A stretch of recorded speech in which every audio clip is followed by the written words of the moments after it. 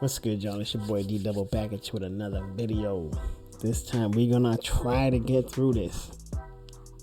It's a little later than I thought it would be when I'm trying to do this, but hey, I keep getting the requests, so here it is. Here it is. BTS versus K-pop by, hold on, because they said specifically this one because someone else made another video just like it, by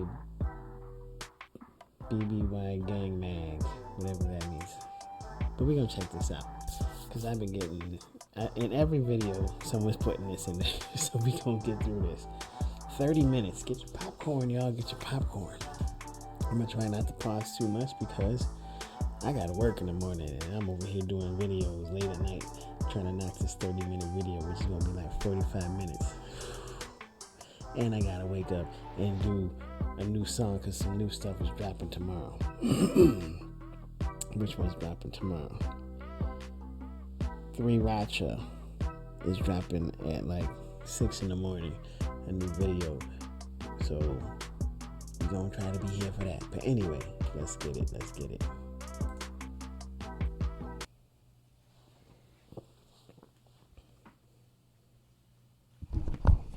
What's up? What's up? I'm gonna talk about BTS again. It's time for a video essay. BTS versus K-pop. So BTS are really big.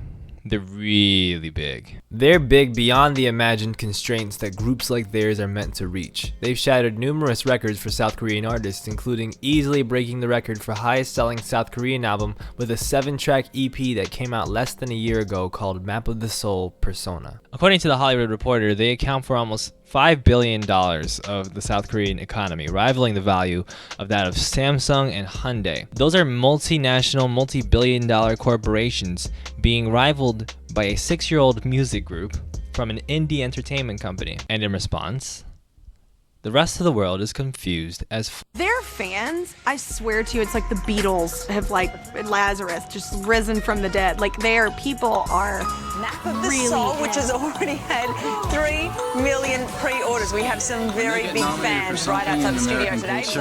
Like millions of let's make them win. There like a million retweets and everything.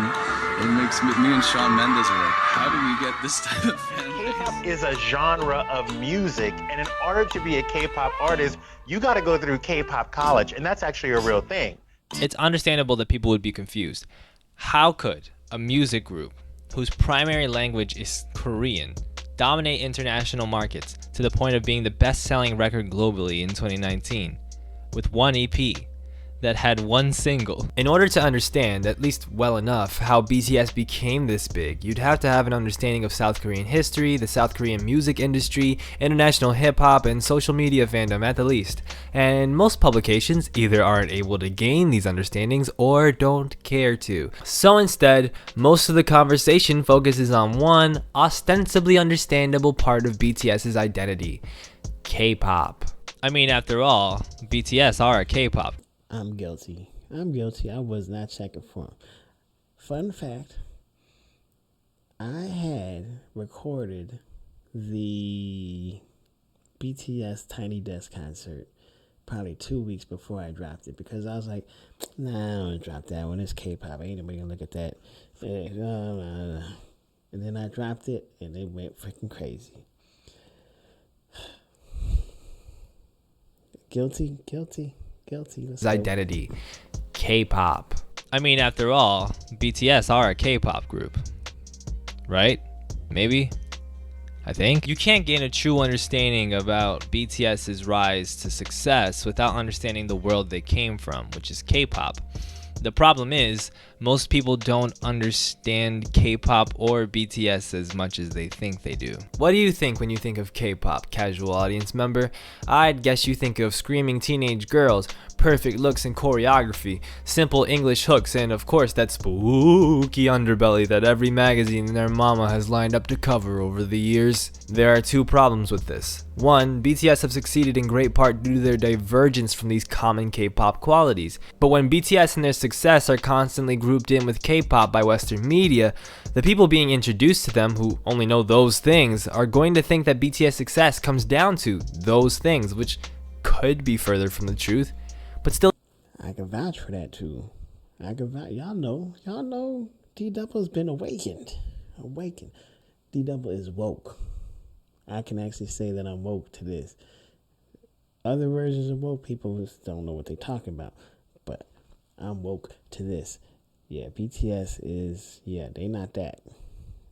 Some people yell at me, you just don't understand K-pop. No.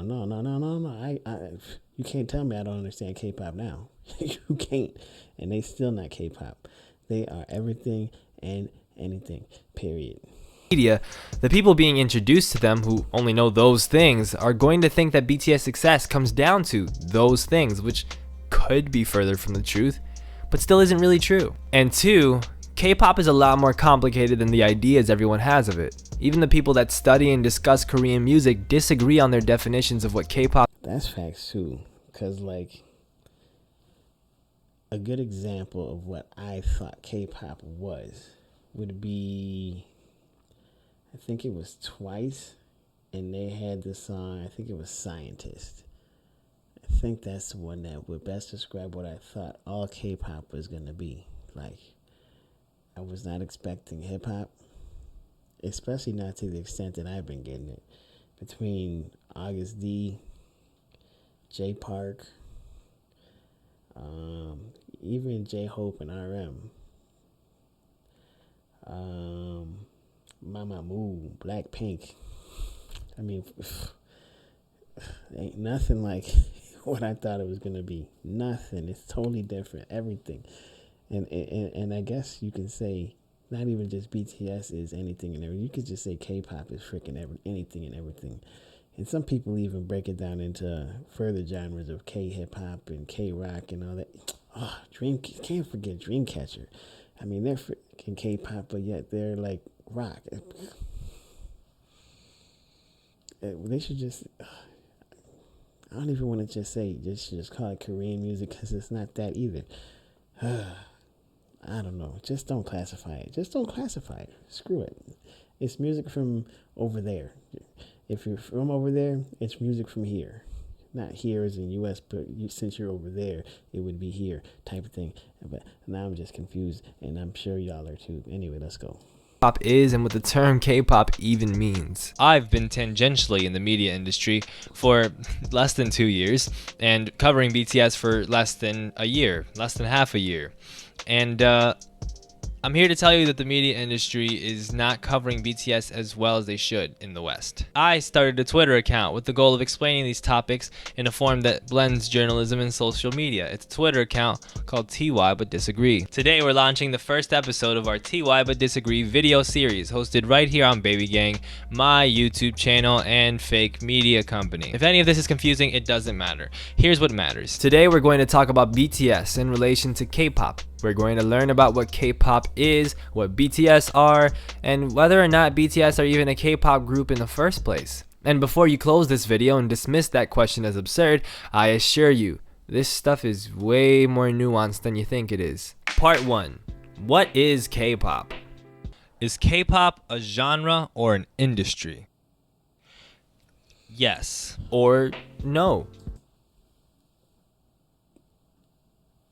Light bulbs. K-pop is not, that makes more sense to call it an industry, because I mean they do go to, as I believe they said in this video, they got to go to K-pop college basically. Yeah. That makes, I don't need to watch no more. K-pop's an industry. It makes sense now. It makes perfect sense now. Or an industry? Yes or no? A 2017 article by TK Park on his popular blog Ask a Korean, entitled K-pop is not a genre, asserts that the term loosely only refers to popular music of Korea, which of course includes many types of genres and labels. Park mentions the rock group FT Island and the solo crooner IU. These two artists make different styles of music but can both be classified as K-pop. Therefore, K-pop can't be a genre, but more of a generalized classification. Simple enough, right? Well, no. It's important to remember that genre classification in general does not strictly refer to musical stylings. At least, This is the assertion held in a response article by Lizzie Parker at the blog Beyond Hallyu from the same year, entitled, "Is K-pop a genre? Yes, yes it is." That's the title, I didn't exaggerate that. Parker does not entirely throw out Park's valid assertion that K-pop is a loose classification meaning popular music of Korea, but contends that this makes it a genre all the same, as all genre classifications have this same looseness. Quote, "No one actually uses genres to make concrete, definitive lists of specific kinds of music. They're relational terms we use so we can form an understanding of a piece of music, often before we have listened to it, in relation to our existing cultural reference points, and further understand our and others' enjoyment, or lack thereof." As an example, the pop genre is the messiest classification you can imagine. Louis Capaldi and Lizzo both have two of the top songs on pop charts right now, as of my making this video, but one of them makes sad white boy folk pop, and another one of them makes funk, soul, and disco adjacent rap music. They're both pop artists in that they employ accessible music qualities. They have catchy melodies, they've got accessible time signatures, conventional mixes, but from a technical standpoint and from a cultural standpoint, they couldn't be any more different from each other. Both authors make valid points. Given that K-pop basically means Korean pop, that means that this sloppy genre classification still qualifies in a way. The only difference is the subcategorization of this music being primarily or entirely created and marketed by the Korean music industry, mostly in the Korean language and mostly performed by Koreans or people of Korean descent. In the United States, genre classification has strong ties to racial and cultural barriers. As described by the musicologist Robert Fink in a PS Mag piece by Jack Denton, quote, "The way genre works is to create categories that are partly musical, but also have a lot to do with the perceived identity of the artists and the target market. This could partially explain why K-pop is such a prevalent term in the United States, but is by many accounts used far less in Korea. Instead, the term idol music is used to describe what Americans typically deem K-pop, as in the groups and solo acts who create hybridized Korean songs with Western pop music qualities, and usually present with precise choreography and makeup." Now that we've deconstructed the term K-pop a little bit, let's talk about what idol music is and where it came from. In order to do that, a brief history of music in South Korea.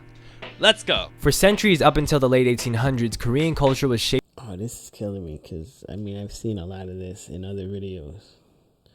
But we here, let's go. By Sinocentrist ideals, deeply influenced by their proximity and allyship with China. This led to the preeminence of Korean Confucianism, which entailed the emphasis on things like a stringent shared moral code in social situations, a respect for elders, and a necessitation of ritualism. Those rituals extend to the traditional music styles of Korea, works which followed a pentatonic music scale, involved Chinese-derived instruments and garb, and included genres like pansori, which is a type of storytelling via vibrato-heavy, open-throated pentatonic scale singing.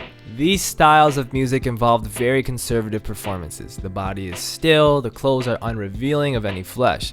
The lyrics were even oriented towards Confucian ideals of family and morality. Japanese rule over Korea led greatly to the introduction of Western styles of music, particularly classical styles and even balladic styles that translate more directly into modern pop music. Then after World War II, Japanese rule over Korea ended and Western artistic influences came from the United States more than anything, especially through the brief and turbulent period of American occupation. Things ebbed and flowed and changed over the decades. South Korean audiences became more and more appreciative of Western sounds, particularly as the television and the karaoke machine grew to become highly popular and as the economy improved. Hip-hop became a phenomenon in the West during the 80s, and its influence disseminated throughout the world. Sotaejian Boys debuted in 1990 and completely abandoned pentatonic scale structure, making full use of diatonic hip-hop, rock, and pop sounds. They also incorporated dancing, which had been utilized successfully by artists like Sobangcha before them. They weren't the first to do these things they did, but they were the most influential, particularly in how they synthesized these elements, how they reformed the conventional music TV formats and other music formats, how they built a really strong fan base of young people, and their overall explosive entry into the Korean music industry signaled a change in things to come. Sotaejian Boys, by the way, were pretty badass. They wrote their own stuff and they played their own instruments, and despite their music not carrying the same leftist ideals necessarily that previous attempts at Western music had in South Korea, they were still unafraid to challenge status quo and older generations in a very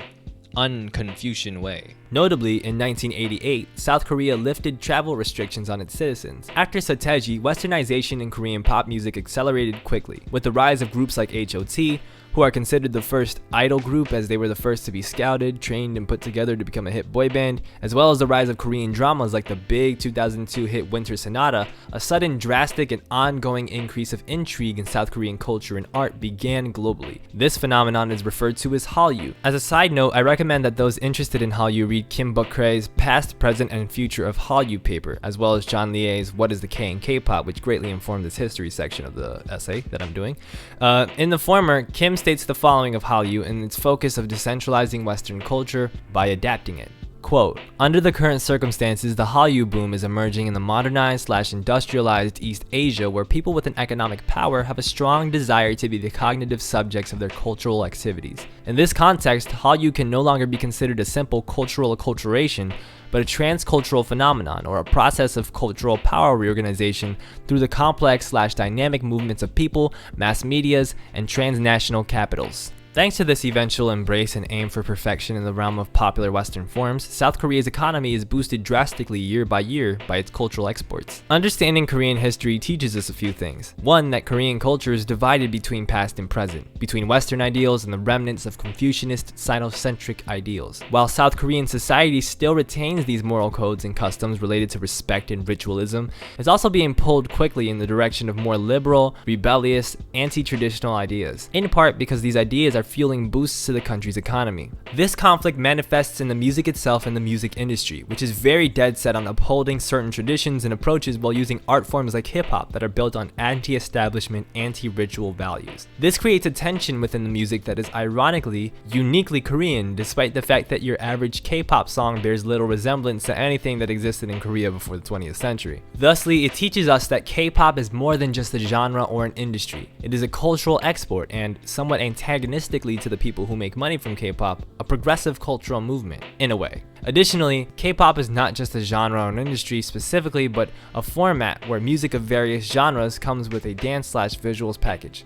So yes, K-pop is a genre in a way because it speaks to a direct social cultural concept that relates to what we understand basically is Hallyu, and the underpinnings of South Korean society shifting as it balances the traditional with the progressive, the old and the new, both of which can be debated as potentially more expedient than expressive. What's funny and unsurprising is that the artists that seem to shirk conventionality and tradition the most, against the grain of what makes up most of this genre that's supposed to be export friendly, are the ones that become the most successful and the most exported. That can be said of Sateji, and it can be said of Psy, who very much did not look or sound like the hotties you'd see in H.O.T., but still absolutely shattered the international music market with 2012's Gangnam Style, a song which, true story, is actually a commentary about the nouveau riche young Koreans attempting to flex their material wealth and coolness like the kids in the city of Gangnam.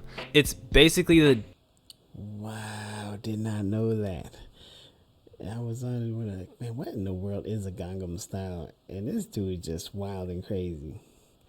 I was like, how in the world did this dude blow? I mean, he just looks silly, man. I don't know. I mean, look at the people. It's just all about being silly. I thought it was just silly.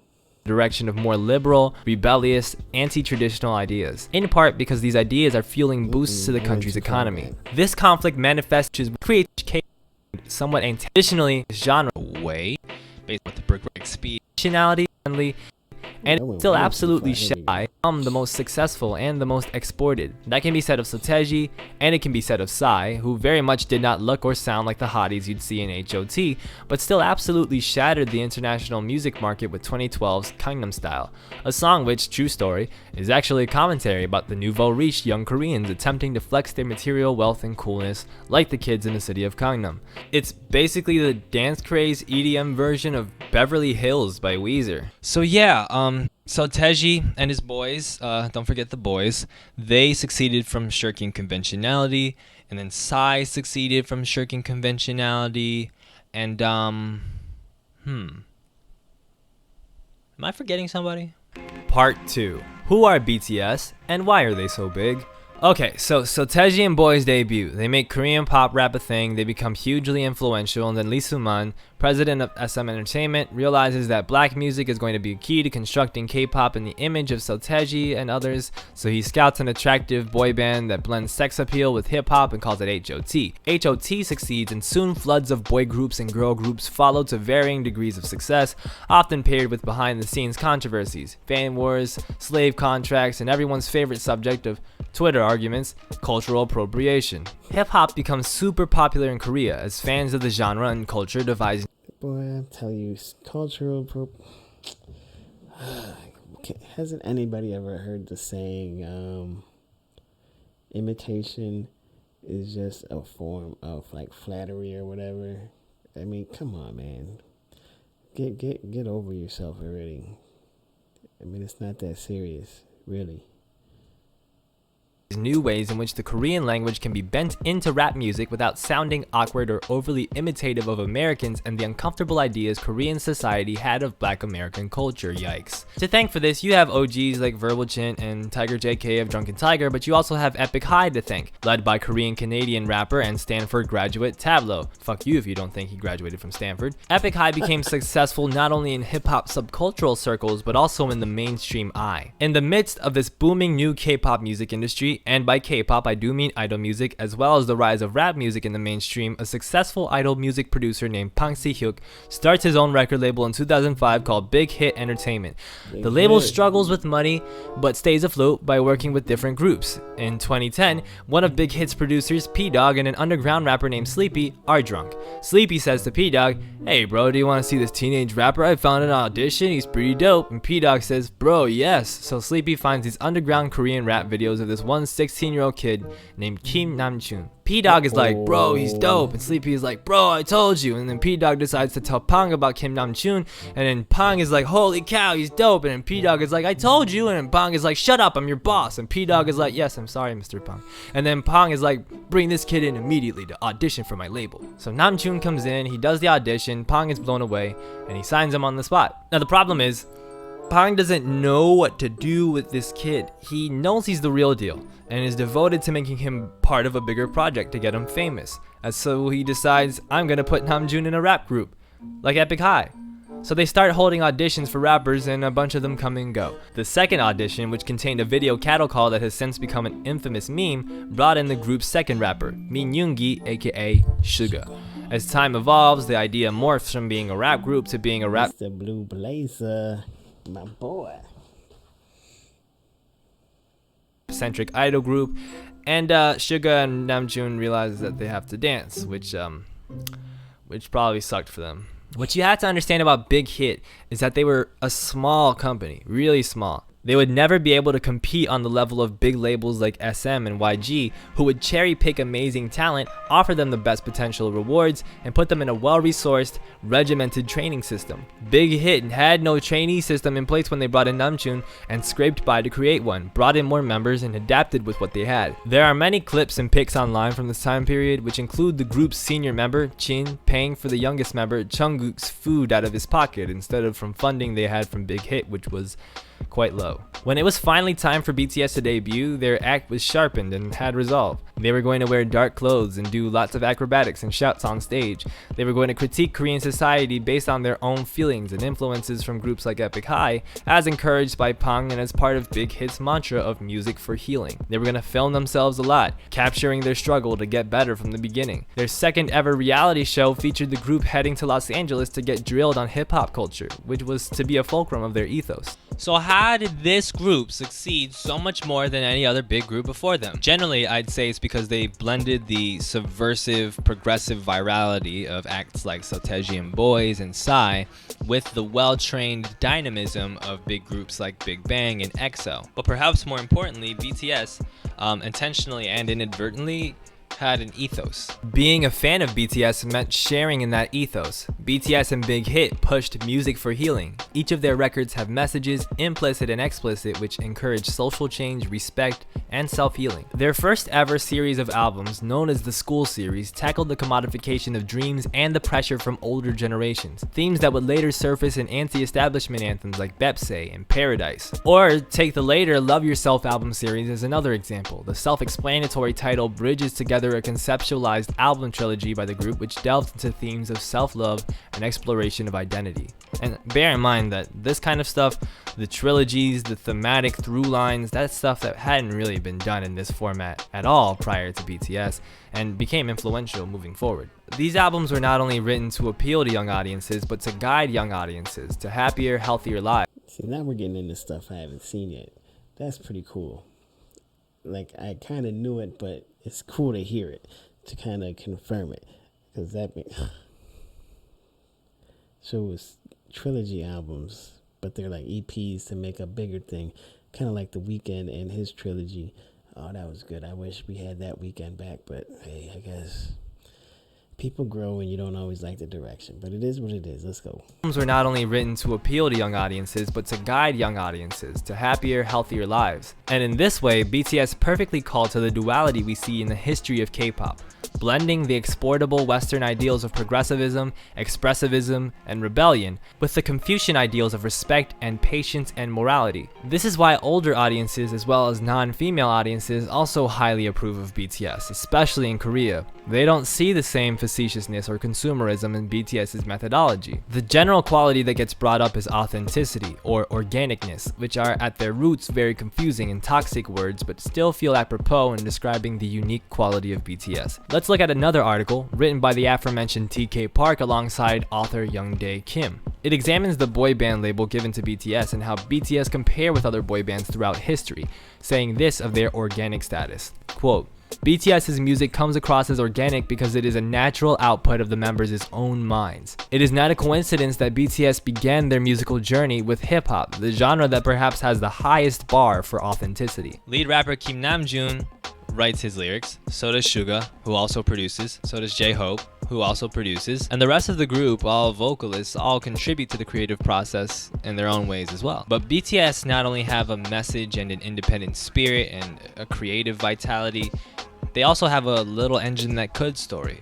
A feel-good tale about this one under-resourced group that stuck to their guns and ended up succeeding past all of the other much more well-resourced, richer, more conventional groups. It's also worth noting that BTS's fan base is incredibly culturally and demographically diverse in general. It includes all genders, all sexual orientations, and all age groups. That's not to say that there aren't fans of other groups from all demographics, it just doesn't split quite as evenly as BTS's fan base does, usually. You see tweets from older married couples excitedly ruminating on seeing BTS live for the first time. These dynamics are not only unprecedented within K-pop, they're unprecedented to any boy band anywhere in the world, perhaps including the Beatles, whose pop work and more subversive work mostly engaged younger and artsier audiences, while BTS appealed to all age groups and interest groups. When you simply label BTS as a K-pop group, or as a boy band, and then paint their fan bases sex-crazed young women whose attraction to the group stems from physical attraction and general excitement and hysteria, you not only are sort of painting a bad image about young women in general and their tastes, but you're also missing a key component of why the group is successful. So if labeling BTS as a K-pop group isn't wholly accurate, is it accurate at all? Part 3. Conclusion. Are BTS a K-pop group? Yeah, they're a K-pop group. At least I think so. You might notice that I am But as I was going to say, you gotta call them a K-pop group, because if K-pop equals idol and they are idol, even though RM will specifically say stuff like "don't hate me because I'm idol" or whatever like that, they're idol. I mean, they got trained in idol ways, but I mean, again, K-pop is an industry. K-pop's an industry, but yeah. mostly engaged younger and artsier audiences, while BTS appealed to all age groups and interest groups. When you simply label BTS as a K-pop group or as a boy band and then paint their fan bases sex-crazed young women whose attraction to the group stems from physical attraction and general excitement, are BTS a K-pop group? Yeah, they're a K-pop group. At least I think so. You might notice that I am doing this a bit different from the rest of the video. That's because I recorded this part a few days after the original video was recorded, because I wanted to redo this part and make sure that I worded it correctly, make sure that I, came off the way that I wanted to come off and articulated the points that I wanted to articulate. At the end of the day, this is a pretty nuanced conversation, one that different people are going to stand on different sides of, and I don't take issue with anybody saying that BTS aren't a K-pop group, because categorization is pretty dumb and up to anybody to, decide. And also I think, it's pretty refreshing to hear that people want to take BTS and their achievements and put it in its own category. That's a beautiful thing in a way. I just think, for one, when you look at what BTS have done, from the fact that they came from the K-pop industry, that they accept Idol as a title, and they made it the center of one of their songs, one of their hits, Idol, and the fact that they've done reality shows and variety shows, first doing them on the network shows and then doing them on their own, the fact that they have similar release strategies to K-pop groups and how much output they do, the way that they combine different styles of music. I mean, they have their own unique blend of it, but it's still a blend that pretty much resembles K-pop in a lot of ways. The fact that they sing in Korean, the fact that they, are in the same category when it comes to award shows and nominations as somebody like EXO or somebody like Blackpink. They just swept all the Daesangs this past, season. I think ultimately what BTS do is take the format and the ideas of K-pop and rearrange them and edit them and elevate them in many ways. They don't represent a different category altogether from K-pop to me. They represent a new horizon for it. They represent somebody pushing the boundaries of it and opening up the definition of K-pop and blazing a new trail for different artists who want to do K-pop to see what they did and learn from them. They're changing the definition a little bit, and they're opening it up, but they're not necessarily separating themselves entirely from K-pop. I think ultimately what the problem is here is not necessarily whether or not you can classify BTS as K-pop, because sure, you can. The problem is that people are so predisposed to categorizing them as K-pop before anything else. The problem is that people want to wash over the unique elements of the things that they do.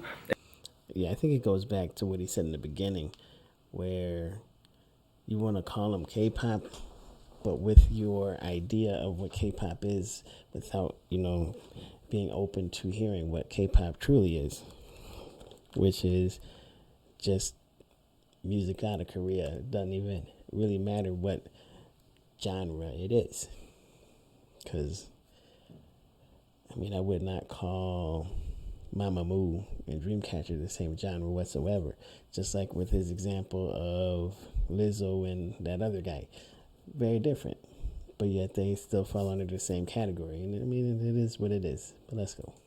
In order to just classify them as a K-pop group and attribute all their success and their glory to that. That's not fair, and that's not smart. It's not smart even when you do it with other groups that have pushed the boundaries of K-pop, like a Soteji or like a 17 who write and produce their own music, like a G-Friend who are similar, like IU who does amazing conceptual work as well. I think that these people are not necessarily separate from K-pop, but you can classify them as so many more things than K-pop. You can classify BTS ultimately as a pop group or a pop rap group or whatever before you classify them as K-pop, because they belong in the same category as someone like Taylor Swift or someone like Halsey, who greatly respects and admires them, or Ariana Grande or Billie Eilish.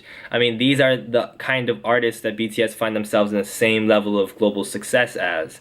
They're the type of artists that ultimately BTS are similar to in many ways, and yet because they're Korean and because K-pop is a part of their identity, it pretty much dominates the conversation unfairly. We are very easy going when it comes to classifying people regionally when they come from other regions, but not recognizing that we are regional artists ourselves in the United States. That's kind of poorly worded, but whatever. Ultimately, I think that's the message of Idol, is that they are K-pop artists, and you can call them that, but you can also call them many other things. They're proud of that part of themselves, but to See, that's a whole lot of what I said very early when I was like, this is not K-pop. If they would lose the K-pop classification, which he's in somewhat saying that, you can take it away because there's so much more. And that's all I was trying to say at the very beginning when I was first trying to check them out. When I was listening to like V's song or Jimin's song or Sugar's song, it's like they're so freaking different. Like, I guess you can call it K-pop, but I mean, it's like even within their own group, they're not the same. So it's like so hard. It's so hard. Define them as that would be to be missing the entirety of the picture. And that's something that happens with media a lot. We categorize things very easily, try to attribute things in nice little boxes without recognizing the big picture. Especially for something as gigantic as BTS is in terms of a worldwide movement, that's a huge mistake. Once you acknowledge that the things people think about K-pop are not entirely true, you begin to see that the supposed separation between BTS and K-pop is not as drastic as one may think, while still being there to some degree. BTS mix elements of hip-hop, a Black American genre, with indigenous Korean culture, like in their engendering of Han, a cultural emotional concept unique to the Korean people that involves a feeling of forlorn grief and resentment. Their music blends the Korean Confucian elements of traditional Korean society, while also nailing elements of exploitation, of Western cultural ideas and progressivism that marked the rise of Hallyu. This does not mean that BTS's successes, as so many in global media seem to indicate, can be attributed to the rise of K-pop. The rise of BTS and the rise of K-pop are distant cousins. BTS's rise, while related to Hallyu and K-pop's growing popularity, is its own unique story. K-pop makes sense as a categorization for BTS in terms of one of the elements of who they are, but it does not make sense as a brush to paint over BTS's story the same way one can brush over Whitesnake's success as being attributed to hair metal. BTS do elude categorization in a way perhaps unmatched throughout pop music history, and for that they do live in their own category. But that doesn't make them not a K-pop group. It doesn't mean that the K-pop category can't describe them just as the hip-hop category or the general pop category can at times. Additionally, while many Koreans will tell you that K-pop is not popular amongst adults in Korea and is not treated as a serious genre, that doesn't mean it isn't a serious genre. The rise of poptimism in American music criticism, while controversial for a number of reasons, does center around the reality that pop music is still a legitimate and investigatable form of music, even at its most saturated and commoditized. This is especially true of pop artists who explore the form through writing and producing, much like Taylor Swift, Kendrick Lamar, Damn is a pop album and it slaps, don't at me, and of course BTS. For years before the climate crisis comes to erase civilization, we will be discussing BTS. We will be figuring out how to categorize them, failing, and then analyzing why we failed. And in the present tense, we have to continue to pressure Western media to cover BTS like the unique phenomenon that they are, not as the symptom of a viral wave or an inhumane industry or a sex-fueled craze, but as a unique, game-changing group of artists. So much of the story of BTS is one of fighting K-pop, from dealing with accusations of faking sales numbers when their album eclipsed Big Bang's album in 2015, to dealing with waves of hateful fan comments you can probably find in videos that have the term BTS and hardship in the title. This extends to fighting the label of K-pop, a label so unfairly loaded it can instantly turn global audiences away.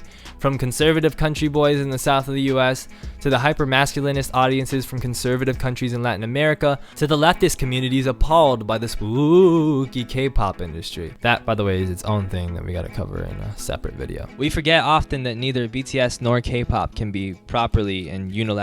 So what is this spooky business he's talking about? Someone let me know down below what he's talking about when he's talking about the spooky, because he's the second time he brought that up. I don't know nothing spooky about K-pop. Laterally defined. They both wield complicated semiotic experiences. They not only symbolize so many things, but the things that they symbolize differ greatly from person to person. In studying BTS, we observe how a person or group of people's categorization can be theirs to champion or theirs to destroy. How your category can both be the thing you feel you are the least and the thing you feel you are the most. I said that in such a deep and cool way. God bless me. God bless me for acting like I'm a smart person. We done. Get it off my hands. Off my hands. Thanks to everyone for helping me out. Thanks to Motoborahe. Thanks to my cat for the amazing support. I think she left. Check out our other videos moving forward, and follow TY But Disagree on Twitter. I have been your host, Elliot Sang. If you have an opinion about this, and you probably do have an opinion about this, and you might be mad at me about what my opinion is, leave a comment. Be nice, but leave a comment. Or don't be nice. Fuck it. I can take it. All right, bye. Look at that. See, I bet he got some hate like I got in the beginning too. Oh, did I get some hate? Oh boy, did I get some hate. But hey, I'm still here, and I'm still checking out BTS. So fight me, whatever. I don't care. But anyway, that was good. We got some more new information. He kind of echoed a lot of what I said early on. Yeah, I mean, again, are they K-pop? Yeah. Are they so much more than that? Absolutely. And that's really all it comes down to. Is you can call them one thing, you can call them another thing, but at the end of the day, it's just good music and just enjoy it. But anyway, hopefully you guys enjoyed the video. Like, subscribe, join the double team, and I'll see you on the next one. Peace.